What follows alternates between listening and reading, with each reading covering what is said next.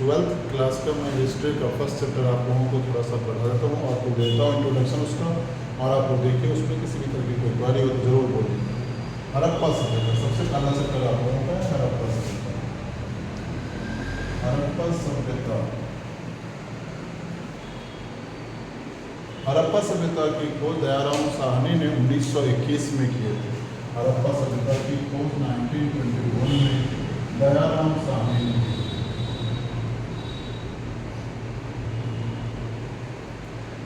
और मोहनजोदड़ो सभ्यता, मोहनजोदड़ो सभ्यता की खोज 1922 में राखलदास बनर्जी और माधव स्वरूप ने किया।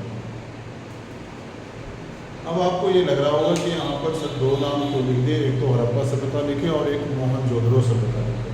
हड़प्पा सभ्यता और मोहनजोदड़ो सभ्यता दोनों का नाम पहले अलग अलग रखा गया और दोनों की जो खोज है वो भी अलग अलग ईस्वी में हुआ, 1921 में और 1922 में। लेकिन जब इसके तथ्यों को मैच किया गया, यहाँ के मन के, यहाँ से निकले ईंट, इन सारी चीज़ों का जब तहकीकात किया गया तो ऐसा लगा कि मोहनजोदड़ो सभ्यता भी हड़प्पा का ही एक अभिन्न अंग है। अब यहाँ पर सबसे पहली बात ये आती है कि हड़प्पा सभ्यता का विकास कब से कब तक रहा, तो 3600 ईसा पूर्व से लेकर 3600 से 2600 ईसा पूर्व तक ये विकास कर रहा है, ये सभ्यता विकास कर रही थी। और 2600 से 1900 ईसा पूर्व तक ये पूर्ण रूप से विकसित हो चुकी थी और 1900 से 1300 ईसा पूर्व तक इसका पतन हो गया।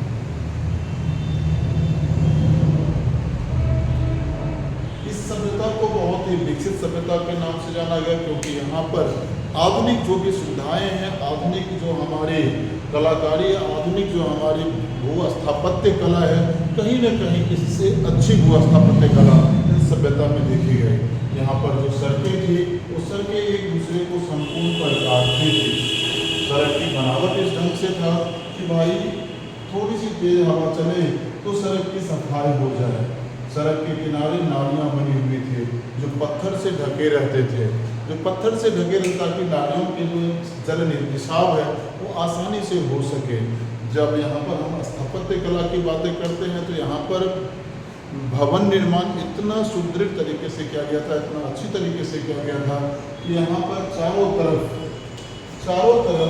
यहाँ पर गृह होते थे, चारों तरफ गृह होते थे, अलग अलग भागों में गृह होते थे। लेकिन और सबसे बड़ी बात कि बीच में कुछ जगह खाली रखा जाता था जिसको आंगन कहा जाता था। दरवाजे बाहर की तरफ खुलते थे।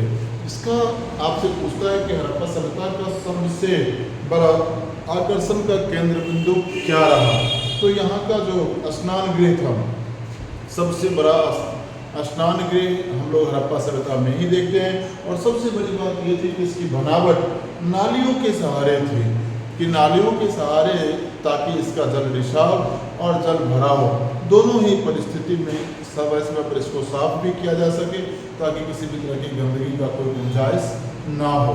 इस तरह से बना हुआ था इसका स्नान गृह। स्नान गृह बहुत ही बड़ा था और बड़ा के साथ साथ इसमें स्नान गृह में बहुत ही बड़ी कलाकारी भी की गई थी। जीना के सहारे इसको बनाया जाता था ताकि ऊपर जाते समय या हम पूरी तरीके से एक तालाब की तरह इसका इस्तेमाल, छोटी तालाब तो नहीं कहेंगे क्योंकि उसकी बनावट बहुत बड़ी होती है आधुनिक तालाबों की, लेकिन स्नान गृह बहुत बड़ा होता था जो आकर्षण का केंद्र बिंदु भी था। क्लियर। अब यहाँ पर बातें आती है कि भाई हड़प्पा सभ्यता में ये तो सड़क निर्माण आपने देख लिया, हड़प्पा सभ्यता का स्थापत्य कला आपने देख लिया, लेकिन इसके साथ साथ क्या यहाँ पर किसी भी वंश का शासन भी था, तो नहीं, यहाँ पर किसी वंश के शासन का उल्लेख हमें इतिहास में प्राप्त नहीं होता है। और जब इतिहास में प्राप्त नहीं होता इसका मतलब कोई शासक नहीं रहे होंगे। आपसी तालमेल से ही यहाँ पर सारे काम होते थे, आपसी तालमेल से ही सारे काम होते थे। यहाँ पर ऐसा माना गया कि सामाजिक विचारधाराओं के अनुसार ही सारा निर्णय किया जाता है। क्लियर।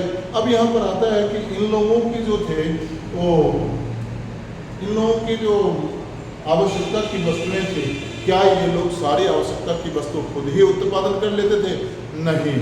अगर हम लोग शिल्प उत्पादन की बातें करें तो शिल्प उत्पादन का कुछ हम लोगों को अवशेष राजस्थान से मिला है, कुछ गुजरात से मिला है, लेकिन ये सभ्यताएं बहुत विकसित सभ्यता के रूप में मानी गई और बहुत बड़ी सभ्यता के रूप में मानी। ये सिंधु नदी के किनारे बसी होने के कारण इस सभ्यता को सिंधु नदी घाटी सभ्यता भी कहा गया।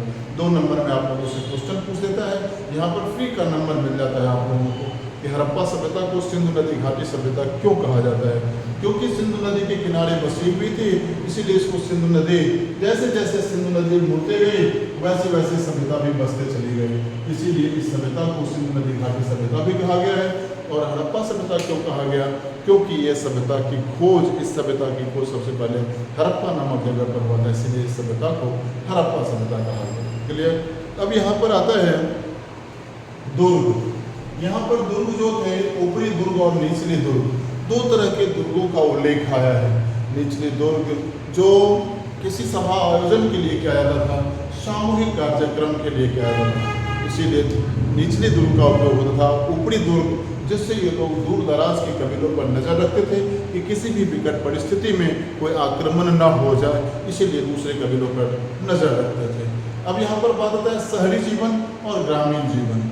शहरी जीवन और ग्रामीण जीवन में बहुत ज़्यादा डिफरेंस था। शहर में रोजगार होने के कारण वहाँ पर लोग ज़्यादा रहना पसंद करते थे, लेकिन रहने के साथ साथ वहाँ पर बहुत सारी असुविधाएँ थी। गलियाँ बहुत संकरी थी, बहुत ही संकरी गलियाँ थी।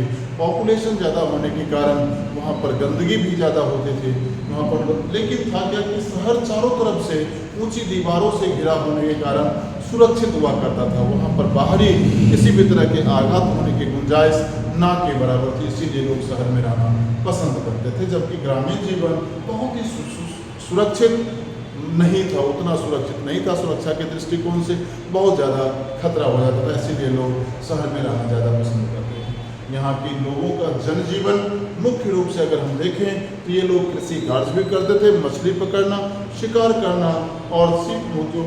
सबसे बड़ी बात इन लोगों की जो थी, ये सभ्यता विकसित इसलिए भी मानी गई क्योंकि इसका मोहर अलग अलग सभ्यताओं में प्राप्त हुआ। ये लोग जल मार्ग और स्थल मार्ग दोनों ही मार्गों का अपना व्यापार के लिए इस्तेमाल किया, इसीलिए सभ्यता का व्यापार मेसोपोटामिया, मिस्र, इन सभी सभ्यताओं में इनके जो सिक्के थे, मन के थे, वो पाए गए। इनका अवशेष वहाँ भी मिला, इसीलिए इनका ऐसा माना जाता है कि इनका व्यवसाय दूर के कबीलों से था। कृषि उत्पादन में ये लोग मुख्य रूप से गेहूँ, जौ, चना, बाजरा और दलहन की कृषि ज़्यादा कार्य करते थे। ऐसा नहीं कि चावल का भी कुछ अवशेष प्राप्त हुआ है, लेकिन मुख्य रूप से अगर हम देखें तो ये लोग गेहूँ, जौ, बाजरा या दलहन वाली फसल पर ज़्यादा निर्भर करते थे। सिंधु नदी में मछली पकड़ना यही इनके व्यवसाय का मुख्य साधन था। इन लोगों में सीप, मोती, इन चीज़ों का ज़्यादा व्यापार करते थे। दूर दूर के कबीलों से इन्होंने अपना आयात और निर्यात का कार्य करते थे। अब सबसे बड़ी बात यह आती है कि भाई यहाँ पर जब इतनी विकसित सभ्यता थी तो क्या शिक्षा का विकास हुआ था? नहीं, यही एक कमी रह गई इस सभ्यता में कि यहाँ पर शिक्षा का विकास नहीं हो पाया।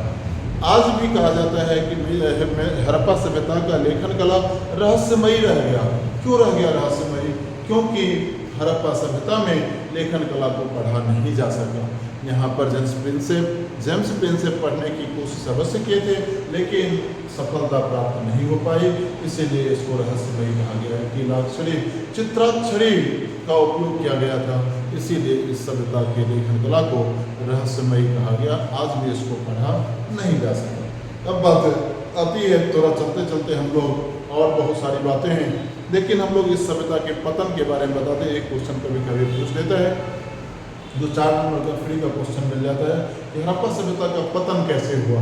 तो सबसे बड़ा कारण था हड़प्पा सभ्यता के पतन में कि ये बहुत ही विकसित सभ्यताएं थी, और इस सभ्यता में सिंधु नदी, हो सकता है यहाँ पर हम लोग सब फ्री हो जाते हैं कि सिंधु नदी हो सकता है अपना मार्ग बदल ली होगी और इसीलिए इस सभ्यता को यहाँ से पलायन करना पड़ा होगा।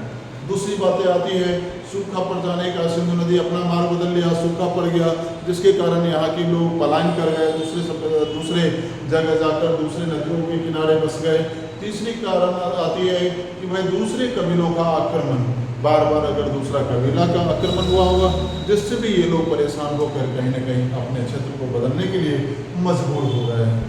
चौथा कारण आता है कि भाई हो सकता है कि सिंधु नदी में बाढ़ ही आ गया हो, इतना ज़्यादा बाढ़ आया हो कि इन लोगों का घर या जनजीवन स्तर व्यस्त हो गया हो और जिस कारण इन लोगों को यहाँ से पलायन करने पर मजबूर होना पड़ा हो। तो यही कारण हो सकता है यहाँ के हड़प्पा सभ्यता के पतन का। ठीक है, थैंक यू। इतना ही रखते हैं आज हड़प्पा सभ्यता में। हम एक और क्लास लेंगे तो डीपली सारी बातों को और डिस्कस करवा देंगे। किसी भी तरह का कोई दिक्कत हो, क्वेरी हो तो आप लोग अवश्य कमेंट सेक्शन में बात करें। ठीक है, थैंक यू।